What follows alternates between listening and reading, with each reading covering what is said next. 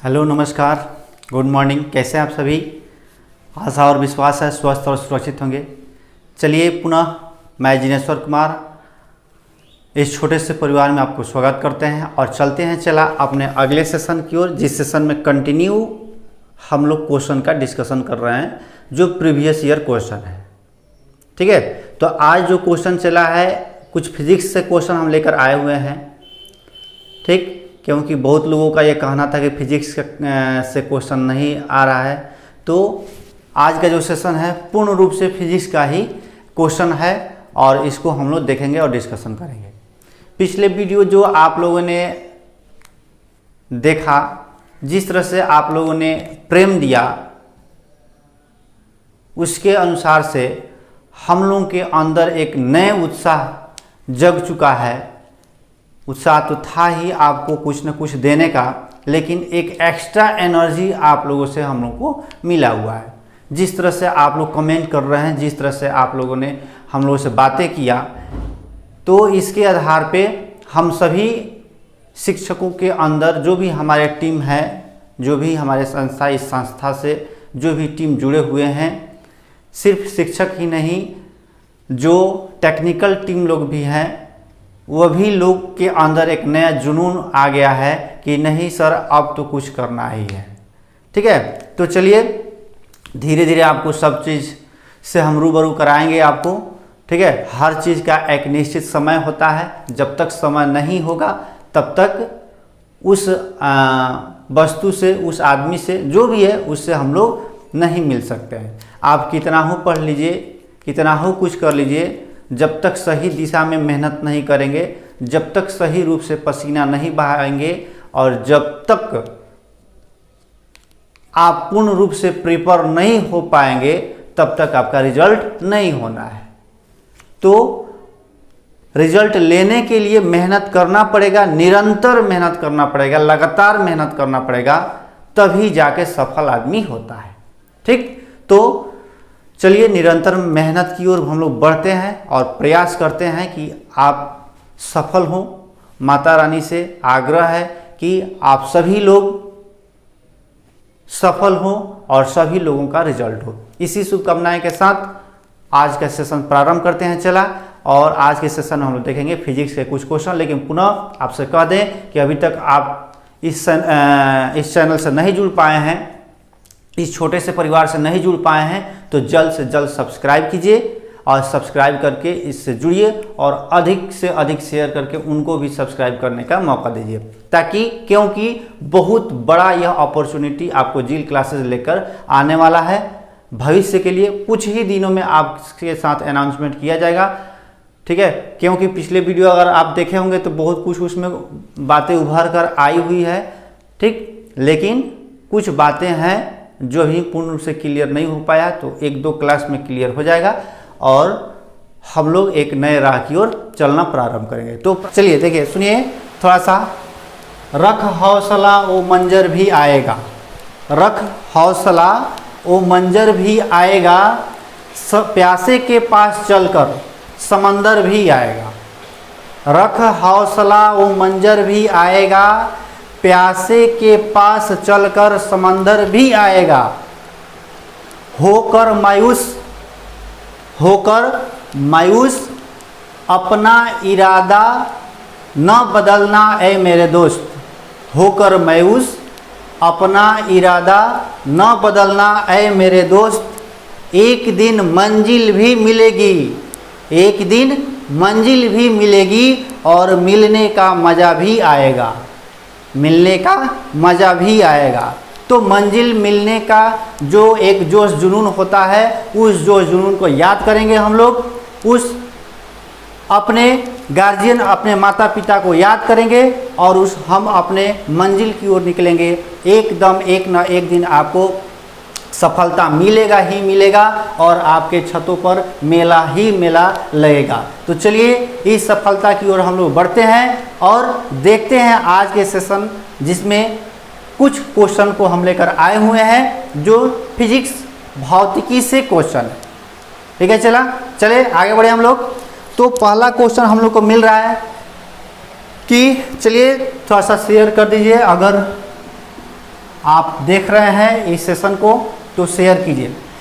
कह रहा है कि अदिश राशि के उदाहरण कौन है। क्वेश्चन कह दिया है कि अदिश राशि का उदाहरण क्या है। तो पहले चलो हम लोग देखते हैं कि अदिश राशि है क्या।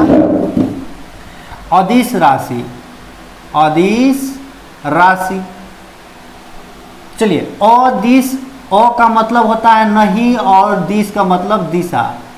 वह जिसमें दिशा नहीं हो, वह राशि जिसमें दिशा नहीं हो उसे हम लोग क्या कहते हैं, अदिश कहते हैं। ऑप्शन देख रहे हैं बल कह रहा है, तो बल में दिशा होता है। किसी भी वस्तु पर बल लगाते हैं तो आगे की ओर बल लगाएंगे तो पीछे की ओर खींचेंगे, तो बल में दिशा होता है। त्वरण में भी दिशा होता है। त्वरण बराबर होता है वेग में परिवर्तन, वेग में परिवर्तन बटा समय। वेग में परिवर्तन के दर को हम लोग क्या कहते हैं, त्वरण कहते हैं। तो वेग क्या है चला, एक खुद सदिश राशि है, अर्थात त्वरण भी क्या हो जाएगा हमारा, सदिश हो जाएगा। तापमान में दिशा नहीं होता है। कभी ऐसा सोचे हैं कि 25 डिग्री आज,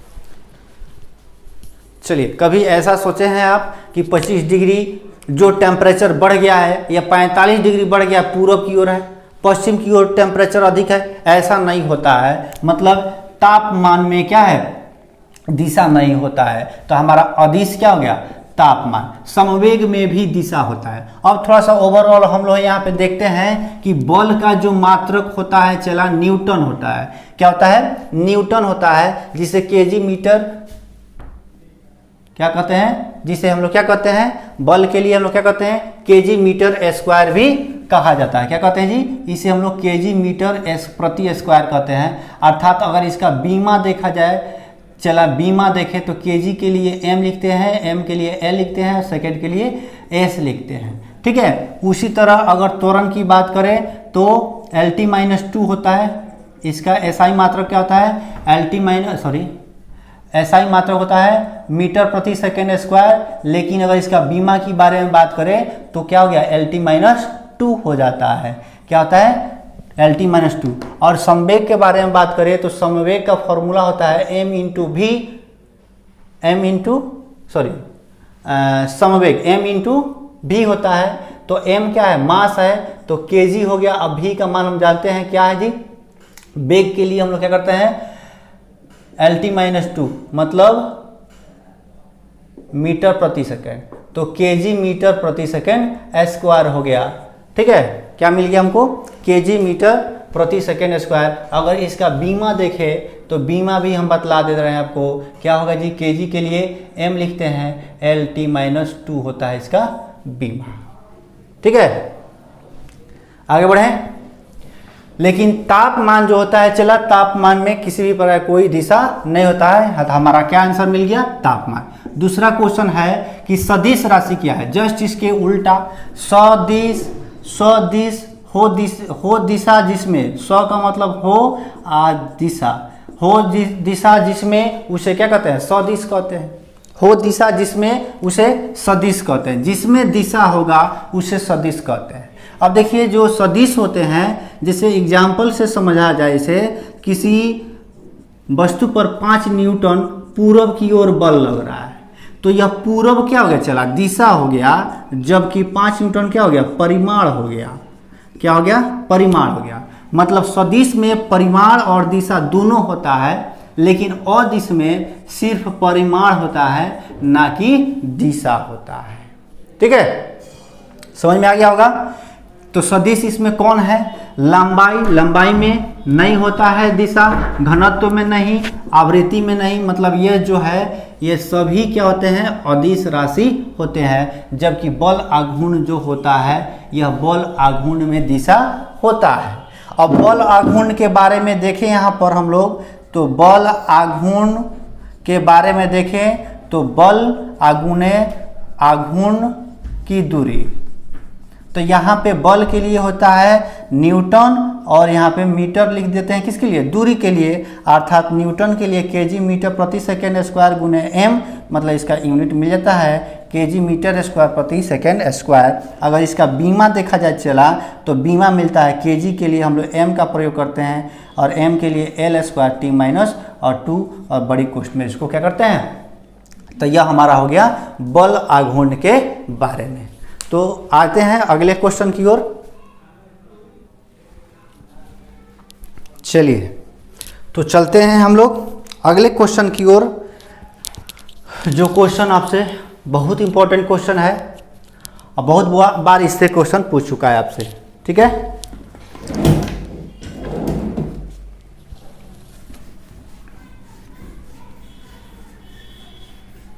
समझ में आ गया होगा ये क्वेश्चन आपको।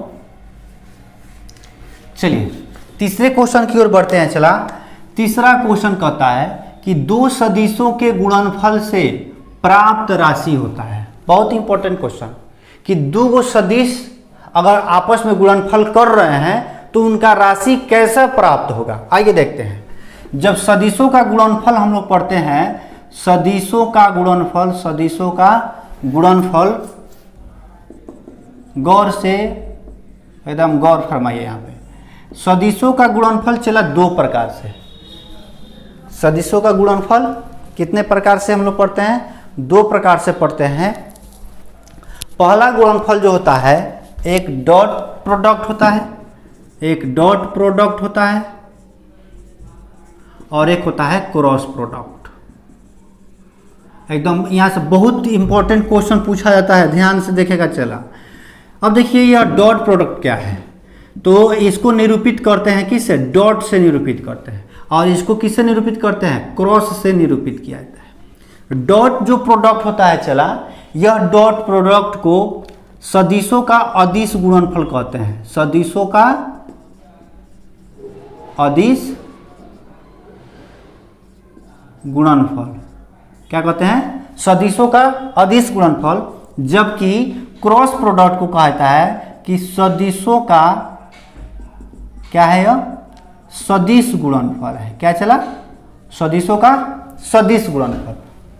अब देखिए जो सदिशों का सदिश अदिश गुणनफल होता है यह हमेशा कैसा होगा, यह अदिश होगा, जबकि यह कैसा होता है, यह सदिश होता है। अर्थात कहने का मतलब क्या है कि जो डॉट प्रोडक्ट होगा वह कैसा होगा, अदिश होगा, जबकि जो क्रॉस प्रोडक्ट होगा वह कैसा होगा, सदिश होगा।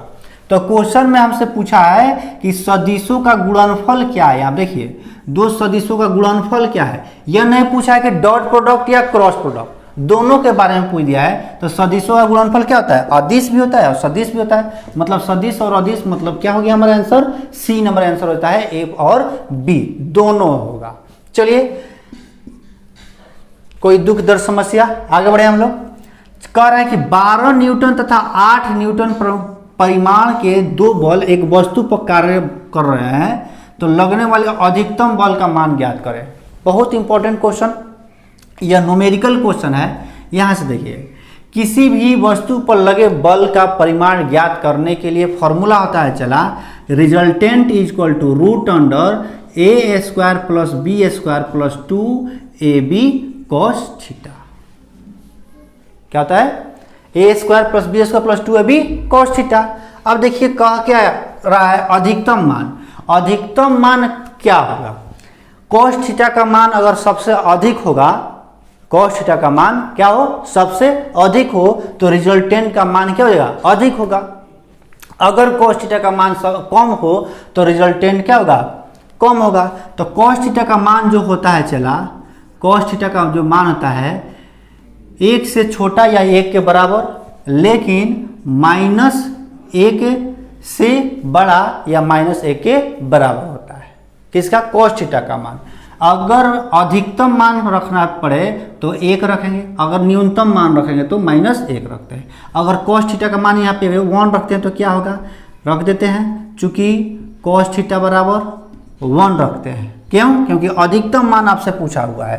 तो r बराबर क्या आ गया चला, देखिए यहाँ पे A square plus B square plus 2ab cos theta 1, तो 1 मल्टीपल 1 हो जाएगा। यह क्या मिला आपको, A square plus B square plus 2ab, मतलब a प्लस बी के होल स्क्वायर मिल गया। अभी होल स्क्वायर से रूट कट जाएगा तो r बराबर क्या आ गया, a प्लस बी हमको मिल जाता है। क्या मिल गया, आर बराबर ए प्लस बी, जो क्या यह मैक्सिमम मान हो गया। यह क्या हो गया, रिजल्टेंट का मैक्सिमम मान। अब यहीं से आपका क्वेश्चन बन जाएगा, कह रहा है कि दो बॉल कार्य कर रहा है। मान लेते हैं बॉल क्या है, कोई वस्तु है, इस पर एक 12 न्यूटन का बॉल कार्य कर रहा है और इसी पर क्या कर रहा है, एक 8 न्यूटन का बॉल कार्य कर रहा है। तो इस पर मैक्सिमम बॉल कितना लग रहा है, तो आर मैक्सिमम बराबर ए का मान 12 है और बी का मान 8 है। कितना न्यूटन हो गया, 20 न्यूटन हो गया। आपको ऑप्शन में दिया होगा कितना न्यूटन, 20 न्यूटन। अगर यहीं पे आपसे मिनिमम पूछ दिया रहता, यहाँ पे दिखा रहे हैं, अगर आर मिनिमम पूछ देता तब क्या होता। तब मान लेते हैं आर मिनिमम यहाँ पर रखते हैं a² + b² + 2ab cos theta. अब इस cos थीटा का मान कितना रख देते हैं हम लोग, -1 रखते हैं। और जब -1 रखते हैं तो हमको क्या मिलता है, a² + b² - 2ab, जो ये किसका फॉर्म होता है, a - b के होल स्क्वायर पर होता है, वो स्क्वायर से रूट हटता, मतलब आर मिनिमम बराबर क्या होता है, a - b, जो 12 - 8 कितना होता है, चला 4 होता। यहाँ इसमें भी ऑप्शन दिया हुआ है, तो गलती नहीं करना है। जब मैक्सिमम पूछे तो cos थीटा का मान 1 रखना है, और जब मिनिमम पूछ दे तो cos थीटा का मान कितना रखना है, -1 लिखना है। ठीक है, हम दोनों आपको यहाँ पे सॉल्व करके बतला दिए। अगले क्वेश्चन की ओर चल रहे हैं। कह रहा है सदिश जो है 3i है और 4k है। कह रहा है y अक्ष पर प्रक्षेप होगा। तो y अक्ष पर क्या प्रक्षेप होने वाला है, थोड़ा सा यहाँ पे हम लोग इसको ध्यान में लाते हैं। ठीक है, कह दिया है क्या कि 3i + 4k, 3i + 4k। अब देखिए भौतिकी में जब हम लोग पढ़ेंगे सदिश अदिश के बारे में, तो यहाँ पे x अक्ष के लिए i से निरूपित करते हैं, y अक्ष के लिए j से निरूपित करते हैं और z अक्ष के लिए किससे, k से निरूपित करते हैं। और यहाँ पे हम लोग देख रहे हैं कि i तो है, k तो है, लेकिन j नहीं है। जब j नहीं है तो इसका वैल्यू d नंबर होगा। क्या वैल्यू आ जाएगा, 0 होगा। अगर यही आपसे पूछ देता कि x अक्ष का मान कितना है तो कितना होता, चला 3 हो जाता। अगर z अक्ष का मान पूछता तो कितना होता, 4 हो जाता। लेकिन j y अक्ष पर नहीं है, मतलब j इसमें उपस्थित नहीं है, अर्थात इसका मान क्या होता, 0 हो जाता है। अब आते हैं 6ठा नंबर क्वेश्चन। जो यह क्वेश्चन है बहुत इंपॉर्टेंट क्वेश्चन आपको है और ये न्यूमेरिकल प्रश्न है, इससे बहुत सारे क्वेश्चन आपको मिलेगा। ध्यानपूर्वक यहाँ पे देखिए। कह रहा है कि किसी वस्तु पर 10 न्यूटन का बल कार्य कर रहा है, तब उसके x अक्ष तथा y अक्ष के परिमाण क्या होंगे। मान लेते हैं चला एगो यह वस्तु है जिस पर यहाँ पर एक बल कार्य कर रहा है, कितना, 10 न्यूटन। अब कह रहा है इसका यह x अक्ष हो गया और यह क्या हो गया, y अक्ष हो गया। एक चीज इसमें छूट गया है, थीटा बराबर कितना डिग्री, 30 डिग्री। तो यहाँ पे थीटा का मान दे दिया है, कितना डिग्री चला, 30 डिग्री। क्वेश्चन में छूट गया है, मेंशन कर लेंगे। थीटा बराबर कितना डिग्री, 30 डिग्री है। तो हम लोग जानते हैं जब किसी एक वेक्टर को 2 कंपोनेंट में तोड़ते हैं, तो जब जो नीचे वाला कंपोनेंट होता है, मतलब किसमें, x अक्ष में जो कंपोनेंट होता है उसका मान f cos थीटा होता है, जबकि y अक्ष में कंपोनेंट f sin थीटा होता है। तो पहले x अक्ष के लिए देख लेते हैं। x अक्ष के लिए, ठीक है, कोई दिक्कत, तो f cos थीटा, f का मान हमको मालूम है 30 × cos 30 डिग्री, और cos 30 का मान √3/2, 5 × 10 मतलब 5√3 न्यूटन बल कार्य करेगा। कहाँ, x अक्ष की। उसी तरह से हम लोग y अक्ष पे निकाल लेंगे, y अक्ष के लिए निकाल लेंगे। y अक्ष के लिए चला f sin थीटा। बहुत बढ़िया क्वेश्चन है और यह क्वेश्चन आपसे बार बार पूछा जाता है, ऐसे क्वेश्चन पूछे जाते हैं। 10 × 1/2 हो गया और हो गया 5, मतलब कितना न्यूटन कार्य कर रहा है, 5 न्यूटन बल कार्य करेगा। कहाँ, y अक्ष में, जबकि x अक्ष में कितना काम करेगा। यहाँ से इसका आंसर लिख लेंगे। x अक्ष पर बल कितना, 5√3 और y अक्ष पर बल कितना, सिर्फ 5 न्यूटन कार्य करेगा। ठीक है, चला तो आज के सेशन में यहीं रखते हैं। और फिर मिलेंगे अगले सेशन में। फिर से हम बतला दें कि रख हौसला वो मंजर भी आएगा, प्यासे के पास चलकर समंदर भी आएगा, होकर मायूस अपने इरादे को न बदलना ऐ मेरे दोस्त, होकर मायूस अपने इरादे को न बदलना ऐ मेरे दोस्त, एक दिन मंजिल भी मिलेगी और मिलने का मज़ा भी आएगा।